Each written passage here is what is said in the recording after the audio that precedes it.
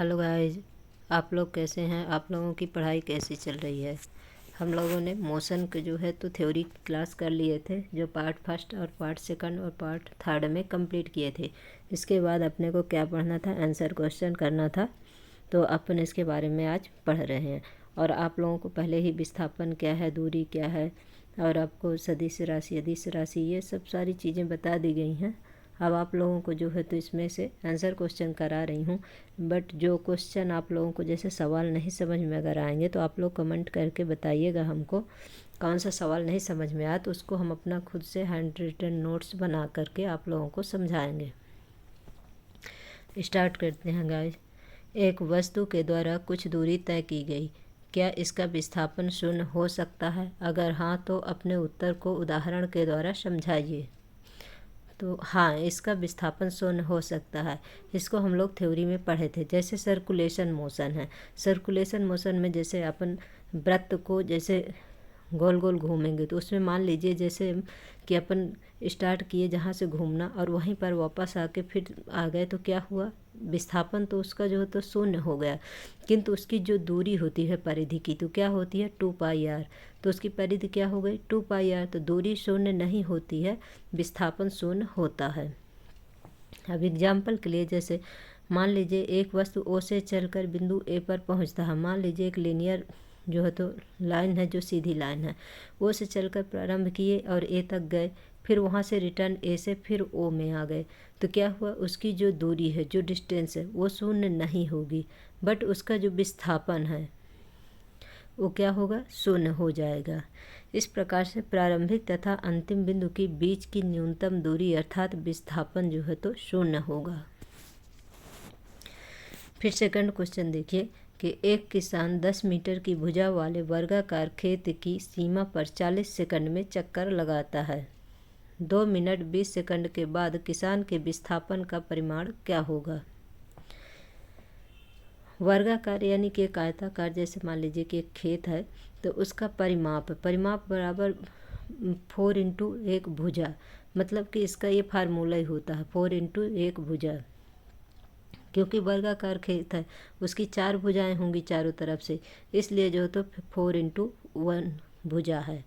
फिर इसके बाद देखिए जैसे डायग्राम में दिखाया गया है किस प्रकार से इसकी जो है तो चारों भुजाएं जो है, और भुजा कितनी है? 10 मीटर की है। अब 4 भुजा हैं तो 4 भुजा कितनी हो जाएंगी? 10 गुणे जो है तो 4 कर देंगे तो 40 मीटर की हो जाएंगी। टोटल कितना हो गया? 40 मीटर हो गया। फिर 40 सेकंड में चली गई दूरी 40 मीटर है, तो 2 मिनट 20 सेकंड, 2 मिनट 20 सेकंड में टोटल टाइम कितना हो जाएगा? 140 सेकंड हो जाएगा। वो किस प्रकार? 2 मिनट का जो है तो 60 मिनटू करेंगे 60 सेकंड में, तो 120 मिनट हो गया, और 20 सेकंड और हो गया तो 140 सेकंड हो गया। फिर इसको जैसे निकालना है तो क्या करेंगे?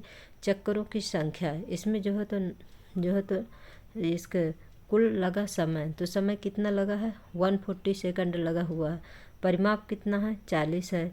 चारों भुजाओं का परिमाप कितना है? 10-10 मीटर का है, तो 40 हो गया। इस प्रकार से जब 4 का इसमें 140 में कुल लगा समय बटे परिमाप है, तो कुल समय कितना लगा? 140। परिमाप कितना है? 40। इस प्रकार से 40 का जो है तो 140 में क्या कर देंगे? भाग दे देंगे, तो कितना आ जाएगा? 3.5 आ जाएगा।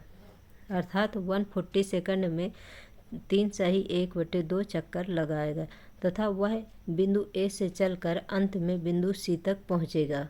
अब देखिए यहाँ पर ए से सी तक, मतलब इसका विकर्ण, इसमें क्या लगेगा? पाइथागोरस प्रमेय लगेगी। क्यों? क्योंकि इसमें विस्थापन निकालना है, तो शॉर्टेस्ट पाथ जो होगा वही क्या है? इसका डिस्प्लेसमेंट है, विस्थापन है। तो इसकी जो दूरी है ये तो निकल आई कि 3 सही 1/2 चक्कर लगाएगा, वह बिंदु ए से चलकर अंत में बिंदु सी तक पहुंचेगा। तो कोण ए बी सी में ए सी का square equal to A B का स्क्वायर प्लस बी सी का स्क्वायर, जो पाइथागोरस प्रमेय आप लोगों ने पढ़ा होगा क्लास 10th में। आप लोग तो क्लास 9th का है, जैसे इसमें क्लास 10th में पढ़ेंगे इसमें। तो इसमें जैसे भुजा कितनी दी हुई है? 10 दी हुई है, तो 10 का स्क्वायर प्लस 10 का स्क्वायर, तो कितना हो गया? AC बराबर 100 + 100 हो गया। अब 100 + 100 का जो है तो इसको प्लस करेंगे तो कितना हो जाएगा, 200 हो जाएगा। अब 200 को किस प्रकार से लिख सकते हैं, तो 10√2 लिख सकते हैं, 2 मीटर। अतः विस्थापन कितना हो गया आपका, 10√2 मीटर जो है तो इसका विस्थापन हो गया। और इसके जो चक्कर हैं तो कितना है, 3 सही 1/2 चक्कर है।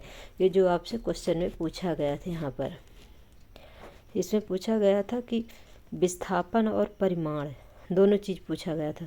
तो विस्थापन इसकी जो है तो यहाँ पर आया है 10√2 मीटर, और इसमें जो है तो ये जो चक्कर कितने लगाया, 3 सही 1/2 चक्कर ये लगाएगा। फिर इसके बाद क्या है, क्वेश्चन नंबर 3 में देखिए, विस्थापन के लिए निम्न में कौन सही है। मतलब कि ये जो दिया हुआ है इसमें कि यह शून्य नहीं हो सकता। तो विस्थापन अभी अपन फर्स्ट क्वेश्चन में ही पढ़े हैं कि विस्थापन शून्य हो सकता है, लेकिन दूरी शून्य नहीं होती है।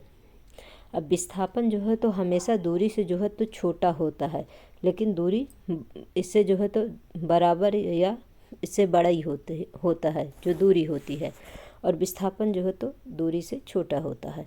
इसका परिमाण वस्तु के द्वारा तय की गई दूरी से अधिक है, तो ये भी गलत है, क्योंकि जो विस्थापन जो डिस्प्लेसमेंट है डिस्टेंस से जो है तो हमेशा कम होती है, या कि दूरी के बराबर होती है, ना कि उससे अधिक होता। इसलिए दोनों कथन क्या हैं, असत्य हैं। अब देखिए NCERT पाठ्य पुस्तक 112 112 पेज संख्या में क्या है, चाल एवं वेग में अंतर बताइए। यानी कि स्पीड और जो वेलोसिटी है उन दोनों में क्या डिफरेंट है। तो स्पीड क्या है, किसी वस्तु द्वारा प्रति इकाई समय में तय की गई दूरी को चाल कहते हैं। अब इसका स्पीड का फार्मूला भी आप लोगों को ध्यान रखना है कि चाल बराबर दूरी बटे समय, यानी कि स्पीड बराबर डिस्टेंस अपॉन टाइम होता है।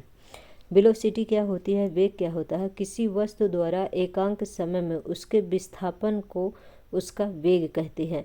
यानी कि जो डिस्प्लेसमेंट होगा वही क्या है, उसका विस्थापन का वेग कहते हैं। वेग बराबर velocity upon equal to displacement upon time होता है, यानी कि विस्थापन बटे समय होता है। फिर स्पीड क्या है, स्पीड यह एक अदिश राशि है, जबकि ये आपका डिस्प्लेसमेंट वेग वेलोसिटी क्या है, यह एक सदिश राशि है। फिर इसके बाद स्पीड जो है तो चाल सदैव धनात्मक होती है, और गतिमान वस्तु की चाल शून्य नहीं हो सकती है। जो स्पीड जो है तो शून्य नहीं हो सकता है, लेकिन जो ये वेग है वेलोसिटी है इसका मान धनात्मक, ऋणात्मक तथा शून्य भी हो सकता है। अपन इसको थ्योरी में भी पढ़े हैं। अब इसमें जैसे मान लीजिए अदिश राशि क्या होती है, इसको आप थोड़ा शॉर्ट्स नोट बना लीजिएगा कि जो अदिश राशि होती है, तो जैसे बल है, इसमें सदिश राशि जो है तो इसमें क्या क्या है, सदिश राशि में बल है, संवेग है, बलाघूर्ण है, आवेग है, भार है, विद्युत क्षेत्र है, विस्थापन है, वेग है, त्वरण आदि, ये सभी क्या है, सदिश राशियाँ। सदिश यानी कि दिशा सहित है, ठीक है, जिसमें मतलब दिशा भी होता है। अदिश राशि वह राशियाँ होती हैं जिसमें जो है तो दिशा नहीं होती है, वो क्या होती हैं, अदिश राशियाँ। अदिश राशि के एग्जाम्पल क्या है, ऊर्जा है, शक्ति है, कोण है, ताप है, विद्युत धारा है, लंबाई है, दूरी है, समय है, क्षेत्रफल है, द्रव्यमान, आयतन, घनत्व, दाब, कार्य और विद्युत विभव आदि, ये सब क्या होते हैं, अदिश राशि होती हैं। जो सदिश राशि होती है उसमें परिमाण प्लस दिशा दोनों चीज़ होती है, और जो अदिश होती है उसमें सिर्फ परिमाण होता है। सदिश को गणित के नियमों से हल नहीं किया जाता है, नहीं किया जा सकता जो सदिश राशि होती है। जो अदिश राशि है उसे गणित के नियमों से हल किया जा सकता है। सदिश के ऊपर वेक्टर का निशान लगाते हैं जब लिखते हैं, जैसे त्वरण को लिखेंगे तो उसके ऊपर क्या करेंगे, वेक्टर मतलब एरो के ऊपर निशान लगाते हैं। जबकि जो ये अदिश राशि आपका होता है ये साधारण अक्षरों से लिखा जाता है। जैसे स्पीड यस है, उसको क्या करेंगे, उसमें कोई भी वेक्टर नहीं लगेगा।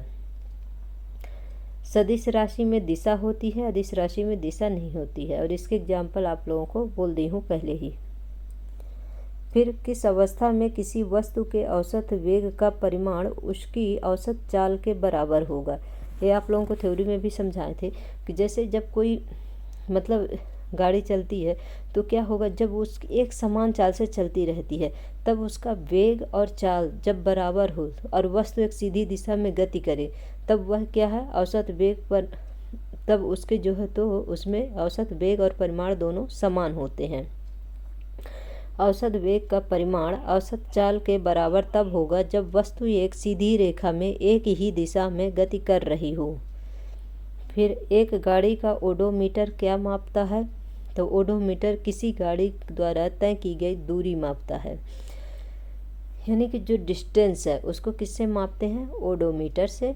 और आपके स्पीडोमीटर से क्या करते हैं, गाड़ी की स्पीड जो है तो मापते हैं, जो तात्क्षणिक यानी कि तुरंत, जैसे गाड़ी चलती रहती है तो उसमें स्पीडोमीटर में स्पीड दिखाता रहता है कि हम कितने स्पीड से 40 से चल रहे हैं, आप 50 से चल रहे हैं, 60 से चल रहे हैं, तो किससे पता चलता है, स्पीडोमीटर से।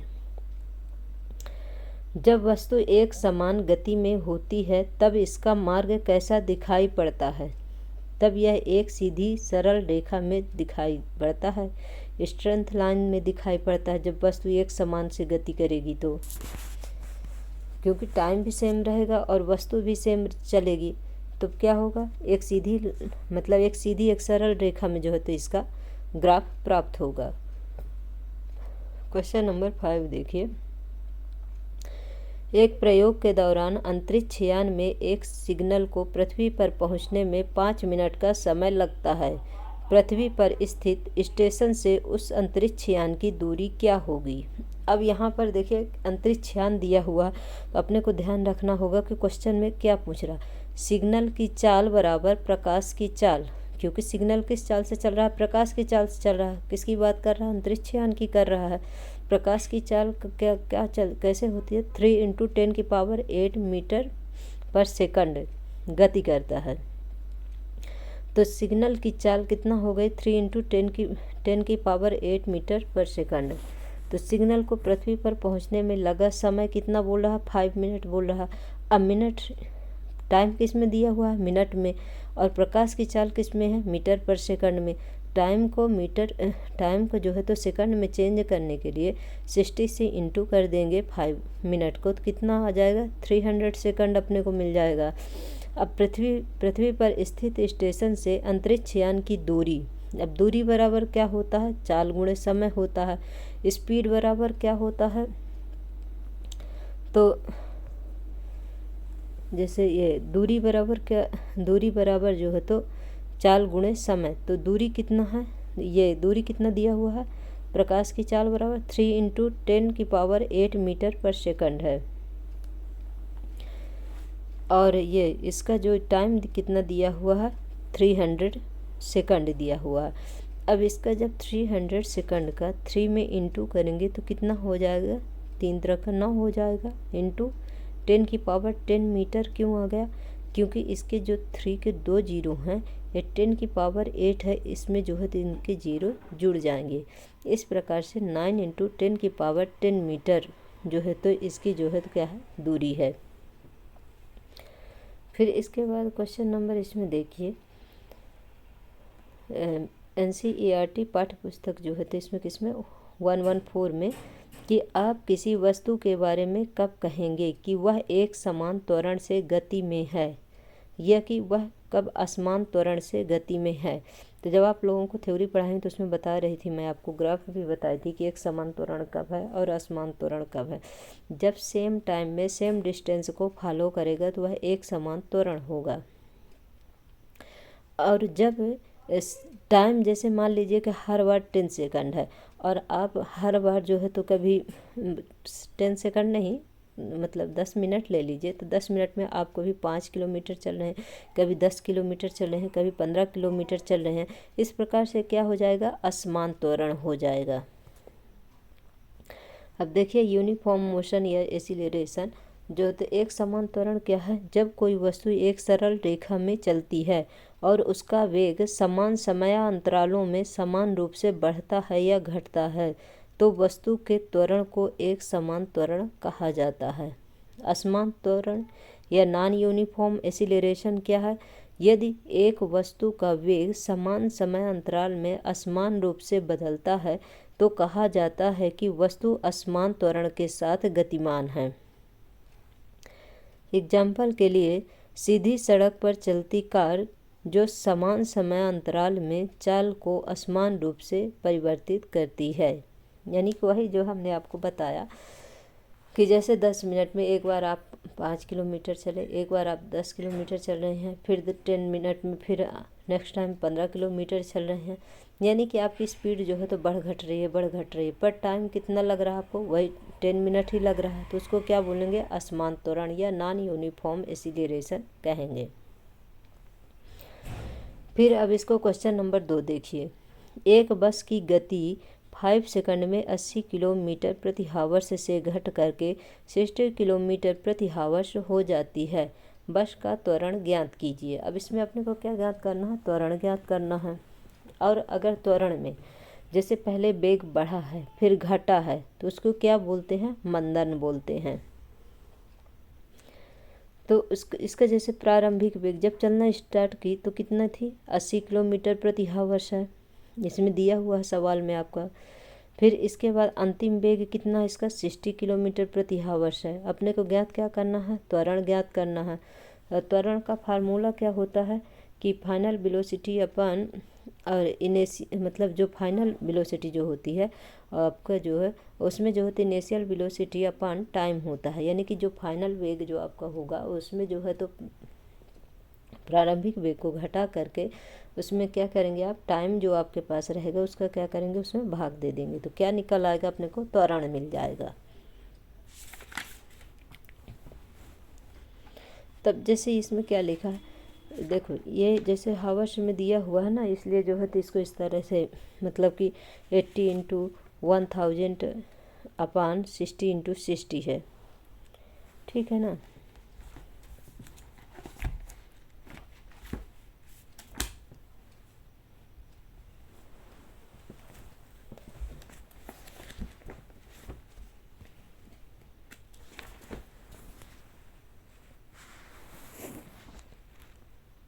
इसको जैसे अपन चाहें ना तो इसको क्या है, जब किलोमीटर प्रति हावर्स में दिया है और मीटर पर सेकंड में चेंज करना है तो इसको क्या करेंगे? अगर आपको जैसे इतना बड़ा नहीं करना है कि 80 गुणे 1000 बटे 60 गुणे 60 मीटर पर सेकंड इक्वल टू 22.22 मीटर पर सेकंड, इसको आप क्या करेंगे कि 80 में जो है तो 80 गुणे आप जो है तो मीटर पर सेकंड में चेंज करने के लिए 5/18 से जो है तो उसको क्या करेंगे?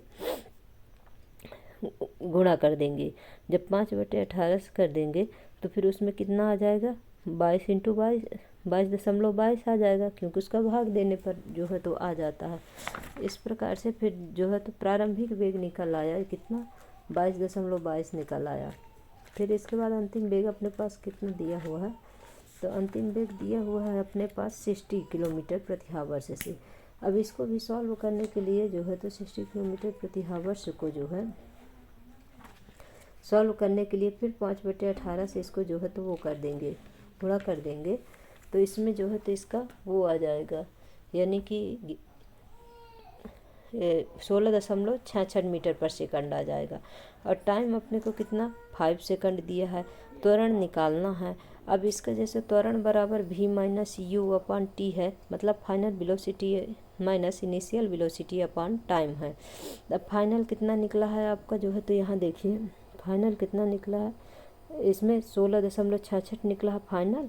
और क्योंकि फाइनल वेलोसिटी कितना है इसका? 60 किलोमीटर है, इसलिए जो है तो इसका जो है तो फाइनल कितना आया? 16.66 आया। और इनिशियल कितना हुआ है इसमें जो है तो 22.22 है, बटे कितना है? 5 है। टाइम कितना है? 5 सेकंड है। अब इसमें से जब इसको माइनस कर देंगे 16.66 में 22.22 तो माइनस का कितना आएगा 1.11 मीटर पर सेकंड। इसमें 5 को भाग दे देंगे, जो आएगा वही जो है तो इसका आंसर होगा। तो बस का त्वरण कितना आ गया? 1.11 मीटर पर सेकंड स्क्वायर। क्योंकि त्वरण का जो मात्रक होता है मीटर पर सेकंड स्क्वायर होता है, जबकि चाल या स्पीड का क्या होता है? मीटर पर सेकंड होता है। त्वरण का मीटर पर सेकंड स्क्वायर होता है।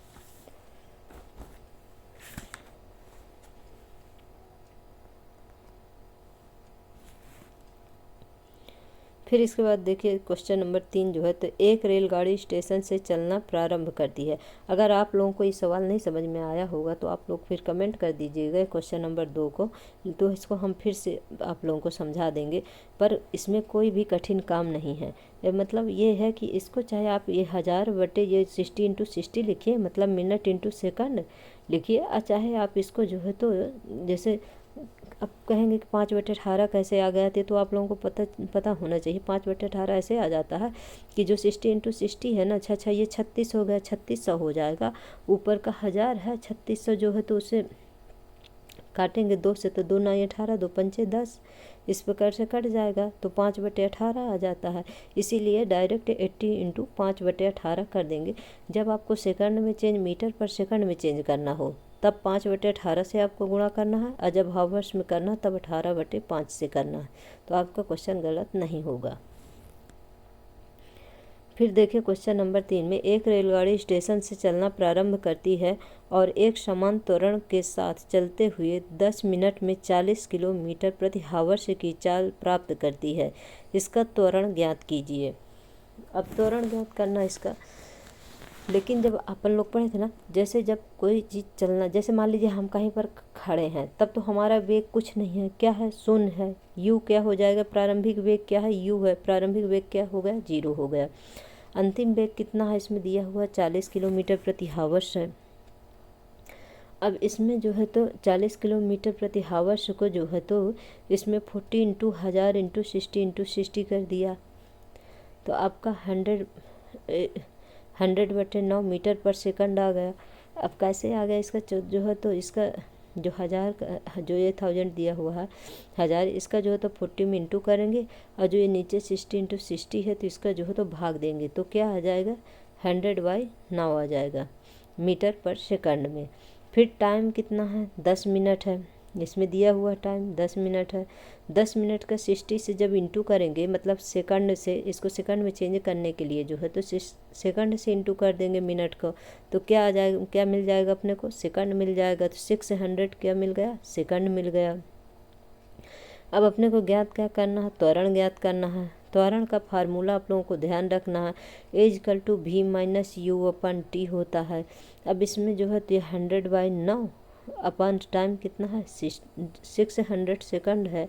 अब इसके बाद जो है तो ये 9 का जो है तो 100/9 इंटू 600 का जो इसमें के साथ क्या हो जाएगा, गुणा हो जाएगा, कितना आ जाएगा, 1/54 आ जाएगा। देखिए जो 600 है इसका 0 से 0, ऊपर 100 का 0 0 काट दीजिए, और इधर 9 छक्का 54 और ऊपर 1 बचा, तो 1/54 मीटर पर सेकंड स्क्वायर। ये तो आपको पता ही अब याद हो गया होगा कि इसका जो त्वरण का मात्रक क्या है, मीटर पर सेकंड स्क्वायर होता है। अब जब 54 का 1 में भाग देंगे तो नहीं जाएगा, आपको लोगों को पता ही है। तो जब भाग नहीं जाएगा तो पहले 0 लगाएंगे, 1 0 उतारेंगे, 10 हो जाएगा, तो भी नहीं जाएगा, फिर दशमलव लगाएंगे, फिर 1 0 लगाएंगे, 100 हो जाएगा। इस प्रकार से 54 दूना तो जाएगा नहीं, 54 एक कम जाएगा, इसलिए फिर इसके बाद जो बचेगा उसमें 8 बार जाएगा, 8 टाइम जाएगा। इस प्रकार से 0.018 मीटर पर सेकंड स्क्वायर इसका जो है तो आंसर है। इसके बाद आपने को क्या करना, किसी वस्तु में एक समान व असमान गति के लिए समय दूरी ग्राफ की प्रकृति क्या होती है। अब आप लोगों को समय दूरी ग्राफ थ्योरी में बहुत अच्छे से समझाई हूँ। अगर आप लोग थ्योरी पढ़ेंगे तो क्वेश्चन बड़े आसानी से आप सॉल्व कर लेंगे। ग्राफ तो बहुत ही आसान है, बट यही है थोड़ा सा ध्यान देना होगा कि कब यूनिफॉर्म मोशन है, कब जो है तो नॉन यूनिफॉर्म मोशन है। समय दूरी ग्राफ है इसमें, तो इसमें क्या होता है, दूरी जो है तो इसमें वाई एक्सिस में होता है, टाइम जो है तो एक्स एक्सिस में होता है। ये हम आप लोगों को पहले भी बता चुके हैं, क्योंकि टाइम के ऊपर जो है तो दूरी डिपेंड करती है, ना कि टाइम डिपेंड करता है दूरी के ऊपर। इसलिए जो है तो टाइम हमेशा एक्स एक्सिस में होता है, और चाहे दूरी हो या वेग हो या त्वरण हो तो किस में होता है, वाई एक्सिस में होता है। एक समान गति यानी यूनिफॉर्म मोशन के लिए दूरी समय ग्राफ एक सरल रेखा में लीनियर में प्राप्त होता है। क्योंकि अगर मान लीजिए ये 0 से लेके एक्स में आप टाइम लीजिए, अगर हर बार 10 मीटर में 10 सेकंड में, अगर इधर से जैसे 10 सेकंड में 5 मीटर दूरी, फिर 10 सेकंड में फिर 5 मीटर दूरी, फिर 10 सेकंड में 5 मीटर दूरी, इस प्रकार से इसका जो है तो ग्राफ एक सीधी रेखा में प्राप्त होता है। यूनिफॉर्म मोशन का जो दूरी समय ग्राफ है ना। अब फिर इसके बाद जो असमानगत है नॉन यूनिफॉर्म मोशन के लिए दूरी समय ग्राफ एक वक्र रेखा यानी कि कर्व शेप में प्राप्त होता है। ये क्यों होता है कर्व शेप में दूरी समय ग्राफ? क्योंकि इसमें जो है तो टाइम तो समान चलता रहेगा कि हर बार 10 मिनट आप लीजिए, वही बात जो पहले समझाई हूँ कि हर बार आप 10 मिनट का टाइम लीजिए, बट उसके बाद जो डिस्टेंस है हर बार जो है तो चेंजेस होता रहेगा डिस्टेंस में, कभी 5 किलोमीटर, कभी 10 किलोमीटर, कभी 15, कभी 20, अब फिर कभी 2 ही किलोमीटर। तो क्या हो गया? असमान हो गया। इस प्रकार से जो है असमान गति का जो ग्राफ है किस प्रकार से बनता है? कर्व शेप में बनता है। अब क्वेश्चन नंबर 2 देखिए, किसी वस्तु की गति के विषय में आप क्या कह सकते हैं जिसका दूरी समय ग्राफ समय अक्ष के समांतर एक सरल रेखा है। ये दूरी समय ग्राफ तो है, बट ये पूछता है समांतर एक सरल रेखा। सरल रेखा कब होती है? जब वस्तु विरामावस्था में है, क्योंकि समय बदलने पर भी वस्तु की स्थिति में नहीं बदलती है। अब देखिए जैसे यहाँ पर आपके इधर दूरी जो हो गई और इधर क्या है? टाइम है। इधर टाइम तो बढ़ रहा है पर इधर वस्तु जो है तो निश्चित है, मतलब ये फिक्स है, ये कहीं नहीं जाएगा। इस प्रकार के एग्जाम्पल जैसे मान लीजिए कि एक प्लांट है, तो प्लांट तो अपनी जगह पर ही खड़ा रहेगा, स्थिर रहेगा। आप चाहे जितने बार जाओ आओ वहाँ से, चाहिए 1 बार 2 बार 3 बार, चाहे जितने चक्कर जाएं, तब उस प्रकार से ग्राफ क्या बनेगा? बिल्कुल एक सीधी रेखा में बनेगा। कब बनेगा एक सीधी रेखा में? इस तरह से लीनियर बनेगा जब वस्तु विराम की अवस्था में होगी, तब जो है तो बनेगा। क्योंकि अब देखिए जैसे यहाँ 1 मिनट 2 मिनट 3 मिनट 4 मिनट, इधर टाइम तो बढ़ रहा है लेकिन वस्तु कहाँ पर है? यहाँ 6 में है, यानी कि डिस्टेंस कितना है? 2 मीटर 4 मीटर 6 मीटर। ये 6 मीटर में यहाँ पर फिक्स है। जब आप 1 मिनट में यहाँ पर थे तब भी ये 6 में फिक्स था, फिर आप 2 मिनट में गए तो भी ये 6 में फिक्स है, फिर आप 3 मिनट हो गए तो भी यही 6 मीटर में फिक्स है, फिर आप 4 मिनट हो गए आपको तो भी यह 6 में फिक्स है। तो यानी कि इसके मतलब क्या है कि यह वस्तु किस में है? विरामावस्था में है। इसीलिए जो है तो यह एक सीधी रेखा में प्राप्त होगी, और जब सीधी रेखा में इस तरह से प्राप्त होगी तो वस्तु किस अवस्था में होगी? विरामावस्था में। मान लीजिए आपको एक क्वेश्चन अगर किसी में दे देता है कि वस्तु ग्राफ दे दिया और ये पूछ लिया कि यह जो ग्राफ है तो क्या दर्शा रहा है, तो आप इसको बताएंगे कि यह विरामावस्था को दर्शा रहा है ये ग्राफ। फिर किसी वस्तु की गति के विषय में आप क्या कह सकते हैं जिसका चाल समय ग्राफ समय अक्ष के समांतर एक सरल रेखा है। तो जब ये एक सरल रेखा कब है? वस्तु एक समान चाल से गति कर रही है तथा इसका त्वरण शून्य है। त्वरण इसलिए शून्य है क्योंकि वेग में परिवर्तन ही क्या कहलाता है? त्वरण है। और जब वेग में कोई परिवर्तन नहीं होगा, सेम टाइम और सेम जो डिस्टेंस फॉलो करेगा, तब यह क्या होगा? एक समांतर एक सरल रेखा में जो है तो इसका ग्राफ प्राप्त होगा, समय दूरी ग्राफ का।